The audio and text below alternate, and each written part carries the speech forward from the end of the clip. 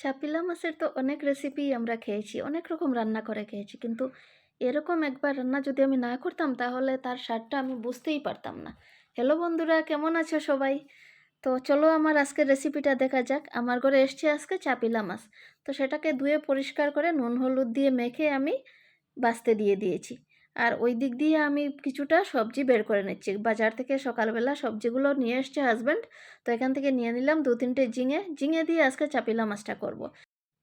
সত্যি বলছি বন্ধুরা, একবার এরকম খেয়ে দেখো, তারপর বলবে আগে কেন এরকম রান্না করে খাইনি। যারা খেয়েছো তো খেয়েছো, আর যারা খাওনি একবার এরকম বানিয়ে খেয়ে দেখো, আশা করছি তোমাদের ভালোই লাগবে। তো দেখো এইদিকে মাছগুলো তো আমার ভাজা হয়েই যাচ্ছে, আর বাকি যেগুলো মাছ ছিল ওইগুলোও আমি একে একে ভেজে নিচ্ছি।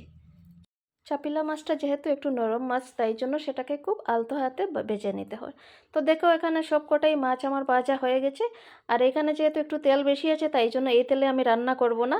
তার জন্য আরও একটা কড়াই আমি এই দিক দিয়ে বসিয়ে দিলাম। আর তাতে ফোড়নে দিয়ে দিয়েছি শুকনো লঙ্কা আর হচ্ছে গিয়ে গোটা জিরা।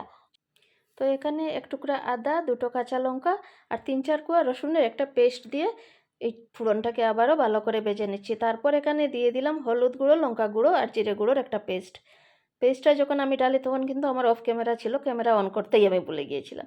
আর এইদিকে দিয়ে দিলাম মশলাটা যখন ভাজা ভাজা হয়ে গেছে খুব ভালো করে, তারপর দিয়ে দিলাম যে কেটে রাখা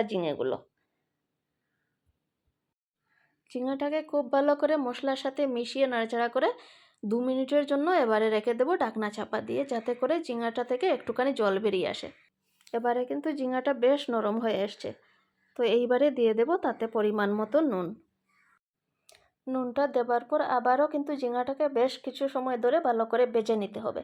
যেহেতু ঝিঙা থেকে অনেকটাই জল বেরিয়ে যায়, তো যতক্ষণ পর্যন্ত জল শুকিয়ে যাচ্ছে ততক্ষণ পর্যন্ত সেটাকে আমরা নাড়তে থাকবো।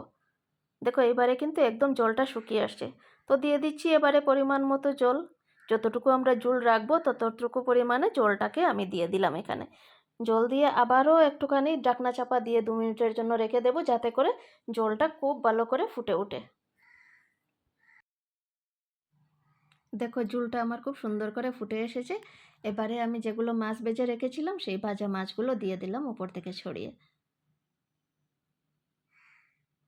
মাছটাকে একদম আলতো হাতে একটু নাড়াচাড়া করে দিয়ে দিচ্ছি, যাতে করে মাছটা ভেঙে না যায়।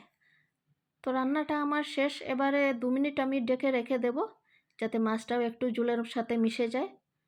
তো ঢাকনা উঠিয়ে দেখে নিলাম একদম কমপ্লিট আমার রান্না। যদি আমার রান্নাটা একটু হলেও তোমাদের ভালো লেগে থাকে তাহলে ভিডিওটা লাইক করো, শেয়ার করো। এবারে সোজা সেটা চলে আসলো খাবার টেবিলে। তাহলে আর দেরি কিসের, চলো এখানেই আমার ভিডিওটা শেষ করছি। তোমরা সবাই খুব খুব ভালো থেকো, আনন্দে থেকো। Tata, bye bye.